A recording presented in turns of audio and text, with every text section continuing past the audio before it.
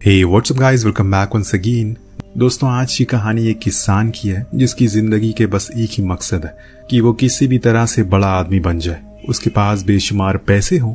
इसके लिए वो अलग अलग काम करता रहता है ताकि वो ज्यादा पैसे कमा सके। कहानी है 1898 की, जब हम डैनियल नाम के आदमी को देखते हैं जिसको जहां कहीं भी कुछ मिलता है वो उसी जगह पर खुदाई करना शुरू कर देता है। और आज भी वो ऐसी ही एक जगह पर खुदाई कर रहा है जिसके कुछ ही देर बाद उसकी मेहनत रंग लाती है। उसे एक चांदी का टुकड़ा मिलता है, लेकिन वो यहाँ रुकता नहीं है, उसे तो चाहिए था कुछ बड़ा। इसीलिए वो एक ग्रेनेड लगा देता है और ऊपर चला जाता है और फिर उसके फटने के बाद फिर से नीचे आता है। लेकिन इसी बीच उसका पैर स्लिप हो जाता है, जिस चक्कर में उसकी एक हड्डी टूट जाती है। लेकिन ये दर्द उसकी हिम्मत को तोड़ नहीं पाता, इसीलिए फिर से वो कोशिश करता है और उसी टूटी हुई टांग के साथ इस बारी भी उसे एक और टुकड़ा मिलता है, जिसको लेकर वो बड़ी ही मुश्किल से ऊपर आता है और रेंगते हुए पहुंचता है पास वाले टाउन में, जहां वो उस चांदी के टुकड़े को देकर अपना इलाज करवाता है, क्योंकि उसे सिर्फ दो ही चीज प्यारी है, एक पैसा और दूसरी खुद की जान।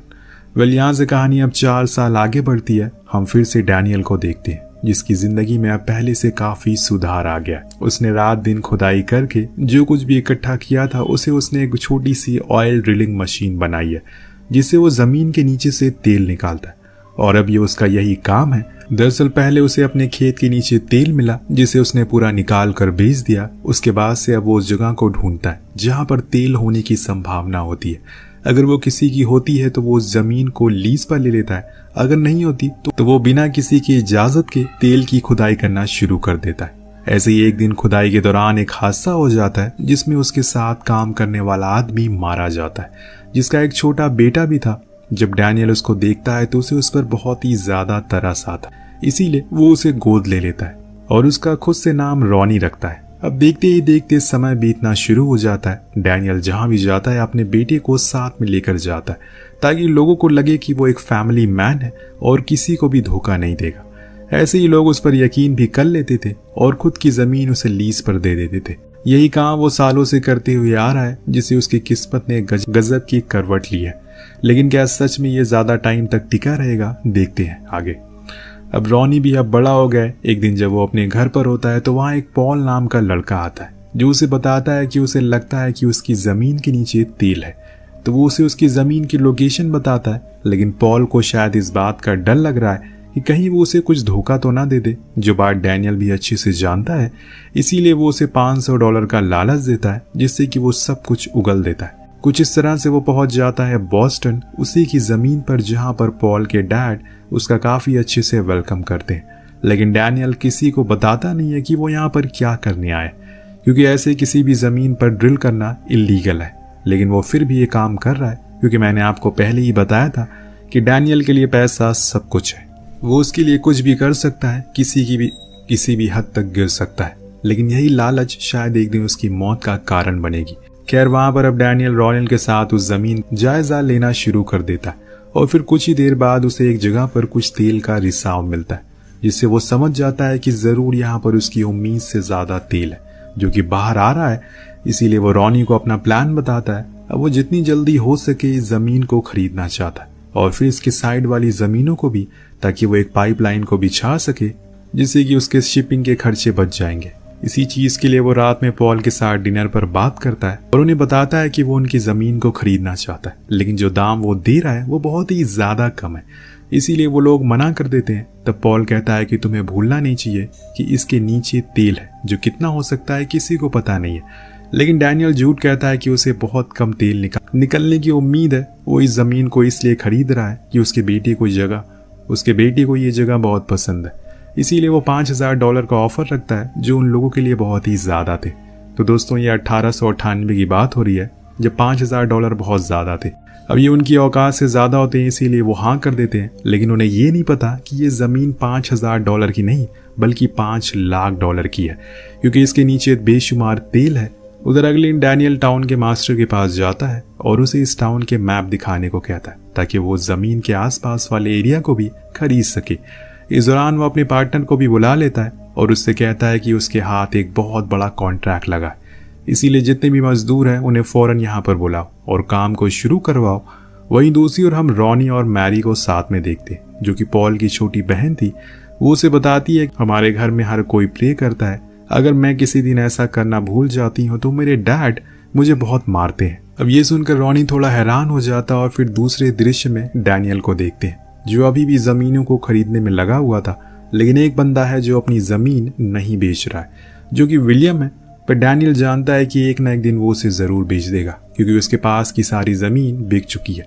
अब कुछ दिन सारे मजदूर को बुला लिया जाता है। काम अब जोरों शोरों से शुरू हो चुका था, लेकिन इससे पहले डैनियल सभी गांव वालों से मिलता है और उन्हें बताता है कि ये ड्रिलिंग प्रोसेस अब बहुत लंबा चलने वाला है, इसीलिए उसे उनकी मदद चाहिए क्योंकि काफी वर्कर बाहर से आने वाले जिनके लिए रहने की व्यवस्था करनी होगी। इसी बीच हम टाउन में स्कूल, अच्छे रोड भी बनवाएंगे जिससे सभी को फायदा होगा, यहाँ के लोगों को भी काम मिलेगा। सभी ये सुनकर बहुत खुश होते हैं, लेकिन क्या सच में ऐसा होगा ये तो हमें आगे ही पता चलेगा। फिलहाल डैनियल का पूरा फोकस तेल पर है। वो तुरंत ही मशीन को शुरू करवाने का ऑर्डर देता है, लेकिन इतने में वहां पर इलाही आता है, पॉल का भाई, जो उसे बताता है कि गांव वाले चाहते हैं कि काम शुरू करने से पहले हम सभी प्रे कर लें। तो वो मान जाता है और फिर बाहर आकर सभी के सामने 3-4 अच्छी बातें बोलता है और फिर रॉनी से कहकर स्टार्ट बटन करवाता है। काम शुरू हो चुका है। धीरे धीरे करके वो लोग अच्छी ड्रिल कर रहे हैं, जिस खुशी में आज डैनियल पूरे गांव वालों को दावत देता है, जिसमें वो सभी से बात करने की कोशिश करता है। लेकिन इसी बीच हमें पता चलता है कि ऑयल वेल के अंदर एक वर्कर की मौत हो जाती है। जब इस बारे में डैनियल को पता लगता है तो वो उन पर बहुत ही ज्यादा गुस्सा करता है और उनसे कहता है कि अगर कोई हादसा आपसे आगे हुआ तो उसकी जिम्मेदारी वो लोग होंगे क्योंकि उनकी लापरवाही से ये हुआ है। उसके बाद वो चढ़ जाता है जहाँ हम इलाही को देखते हैं जो किसी के अंदर से बुरी आत्मा को बाहर निकाल रहा था, और वो इस चीज को जिस तरीके से कर रहा होता है उसको देखकर डैनियल थोड़ा हैरान था। वो समझ जाता है कि गांव वाले कैसे हैं। सबके जाने के बाद वो इलाही से मिलकर बताता है कि तुम्हें पता होगा कि कुछ दिन पहले वेल में एक आदमी की मौत हो गई, इसीलिए मैं चाहता हूँ कि तुम उसकी कब्र पर जाकर कुछ प्रे कर दो। अब वो मान जाता है, लेकिन आखिर में कहता है कि ये तो अभी शुरुआत है, शायद ऐसे और भी हादसे हो, ऐसे क्योंकि तुमने उस दिन मुझे प्रे करने के लिए बुलवाया नहीं था, खुद कर लिया, जो कि बहुत बड़ी गलती थी। अब ये बात डैनियल को बुरी लगती है, इसीलिए वो उसे टॉन्ट मारते हुए कहता है कि ठीक है, तुम्हारी बेइज्जती के बदले मैं इस चर्च को रेनोवेट करवा दूंगा। पर यह चीज बोलने के कुछ देर बाद धीरे धीरे करके चीजें बिगड़ना शुरू हो जाती है। एक दिन जब काम हो रहा होता है कि तभी वेल से गैस लीकेज होने लगती है, जिससे सब कुछ खत्म हो जाता है। जब इस बारे में डैनियल को पता लगता है तो वो भागते हुए जाता है और अपने बच्चे को बाहर निकालने लगता है। ठीक उसी समय एक तेज धमाका होता है जिससे पूरा ऑयल जलकर खाक हो जाता है और पल भर में सब कुछ खत्म हो जाता है।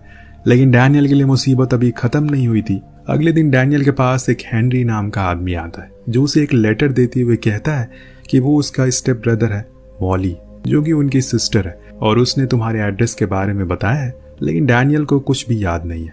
ऐसा उसे तो हेनरी पर डाउट होता है कि कहीं वो किसी तरह का कोई चोर तो नहीं है। लेकिन बात करने पर हेनरी उसे बताता है कि वो भी उसकी तरह पहले ड्रिलिंग का काम किया करता था, लेकिन उसे किसी तरह का कोई फायदा नहीं हुआ। वो डैनियल से कहता है कि मैं सिर्फ यहाँ पर छोटा मोटा काम करने के लिए आया हूँ। तो वो उसे अपने साथ रख लेता है और फिर दोनों देर रात तक बातें करते रहते, जिसमें हेनरी तो उसे अपने बारे में सब कुछ बताता है, लेकिन डैनियल बस गिनी चुनी ही चीजें उसे बताता है, सिर्फ अपनी तरक्की और कामयाबी से मतलब। बाकी लोग कैसे जी रहे हैं उसे इससे कोई फर्क नहीं पड़ता। उसी रात रॉनी को न जाने क्या हो जाता है, वो घर में आग जलाकर बाहर भागने लगता है, लेकिन डैनियल उसे पकड़ लेता है और पूछता है कि उसने ऐसा क्यों किया। तब वो बताता है कि वो इस जगह से तंग आ चुका है, उसे कहीं घूमने जाना है। इसीलिए अगले दिन डैनियल रॉनी के साथ ट्रेन में होता है क्योंकि ये लोग एक ट्रिप पर जा रहे हैं। लेकिन इसी बीच डैनियल उससे कहता है कि वो अभी टीटी से बात करके आता है, वो कहीं जाए ना। पर उसके जाने के कुछ देर बाद ट्रेन चलना शुरू हो जाती है, जहाँ हमें पता चलता है कि असल में वो अपने बेटे को छोड़कर जा रहा है। रॉनी भागता है, पर फ्लेचर, जिसको उसने रॉनी की जिम्मेदारी दी है, वो उसे पकड़ लेता है और इतने में ट्रेन स्पीड पकड़ लेती है।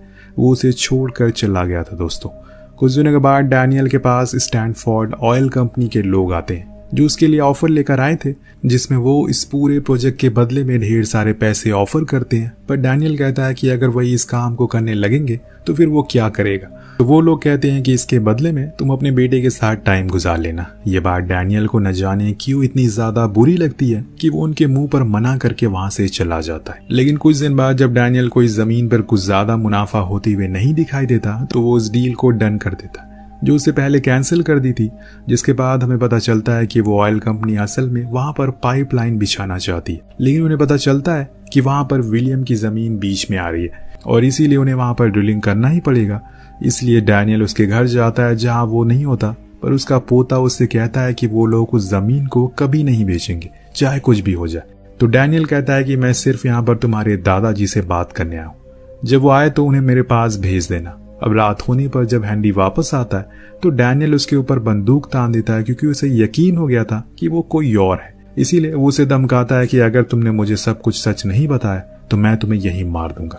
तब हेनरी उसे सारी कहानी सुनाने लगता है कि असल में उसका भाई हेनरी उसके साथ काम किया करता था।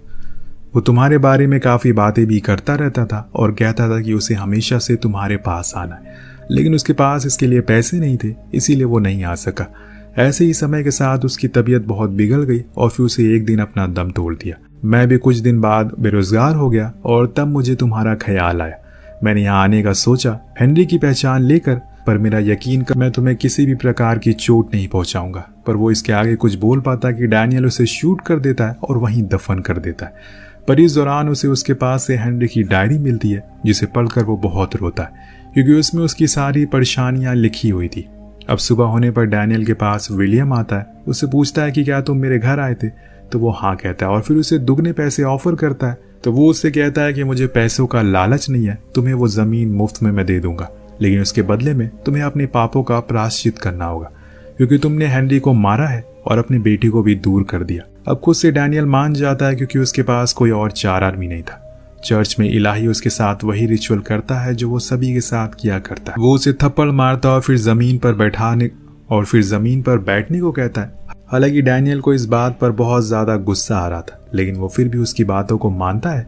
इसके बाद वो लोग उसके ऊपर होली वाटर डाल देते हैं और इसके बाद सभी को लगता है कि वो भी अब उन्हीं के बीच का है। यहाँ डैनियल ने अब रॉनी को भी शहर से बुला लिया है, जिसके बाद वो उसे लेकर बाहर जाता है लंच, जहाँ उसकी मुलाकात स्टैनफोर्ड ऑयल वालों से होती है, जिन्हें वो ताना मारते हुए कहता है कि देखो ये मेरा बेटा है और मुझे इसे मिलने के लिए किसी काम को छोड़ने की जरूरत नहीं है, और हाँ मैंने डील साइन कर ली है किसी और के साथ। अब समय का पहिया चलता रहता है और ऐसे ही देखते देखते रॉनी बड़ा हो जाता है, उसने शादी भी कर ली है। साथ साथ में वो अब सभी से साइन लैंग्वेज में बात करता है। उधर हम डैनियल को देखते हैं जो अब बहुत बड़ा आदमी बन गया है। उसका एक आलीशान घर है, आसपास नौकर चाकर है। उसी दिन उसके पास रॉनी आता है, जिनकी बातों से हमें पता चलता है कि इनके बीच का रिश्ता कुछ खास नहीं रहा।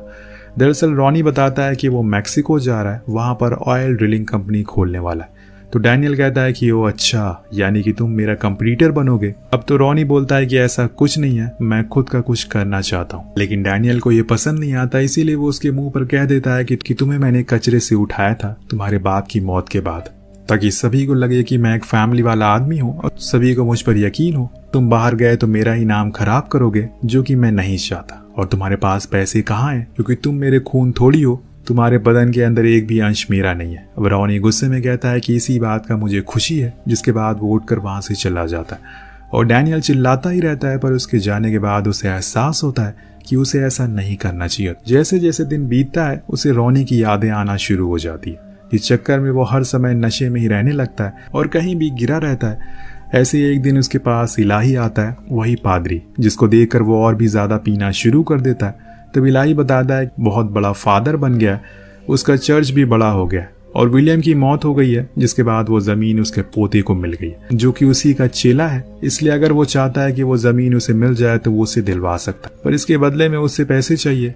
डैनियल मान जाता है, पर वो इलाही से कहता है कि पहले तुम खड़े होकर कहो कि तुम एक नकली पादरी हो, तुम ढोंग कर रहे हो और तुम्हें भी यकीन है कि कोई भी गॉड नहीं है। इलाही मजबूर था क्योंकि उसे पैसे चाहिए थे, इसीलिए वो इन शब्दों को दोहराता है। लेकिन फिर बाद में डैनियल उससे कहता है कि मैंने उस जमीन का सारा तेल निकाल लिया, इसीलिए अब वो मेरी किसी भी काम की नहीं है। ये सुनकर इलाही रोने लगता है और बोलता है कि उसके पास अब एक भी पैसे नहीं बचे, वो पूरा बर्बाद हो चुका है। तब डैनियल खड़े होकर कहता है कि तुम एक खोखले इंसान हो, तुमसे लाख गुना बेहतर तुम्हारा भाई पॉल है, उसने हमेशा सही फैसले लिए, लेकिन तुम लालच से भरे हुए, सेम मेरी तरह। लेकिन तुम्हारी लालच नहीं मुझे आज इतना अमीर बना दिया। अगर तुम उस दिन वो $5000 में मुझे वो जमीन नहीं बेचते तो आज मैं इतना बड़ा आदमी नहीं बनता, लेकिन तुमने मुझे उस दिन बहुत जलील किया। ये बोलकर वो उसे जमीन पर फेंक देता और उसके सर पर इतनी बार वार करता है कि वो वहीं मारा जाता है। ये कहानी का आखिरी सीन होता है जो शायद आपको थोड़ा अजीब लगे कि आखिर ये कैसी एंडिंग है। असल में इस पूरी कहानी में हमें एक ही चीज दिखाने की कोशिश की गई है कि कैसे लालच इंसान को अंदर से खोखला कर देती है। उसने पैसों की लालच में न जाने कितनों का खून कर दिया, कितनों की जमीन छीन ली, पर अंत में उसे सिर्फ अकेलापन मिला। उसका बेटा उससे दूर हो गया। वही हाल इलाही का भी हुआ। इसीलिए कहते हैं कि लालच बुरी भला है। वेल, आपको कहानी कैसी लगी नीचे कमेंट करके जरूर बताएगा। मिलते हैं अगली वीडियो में। Thank you so much watching. Peace out.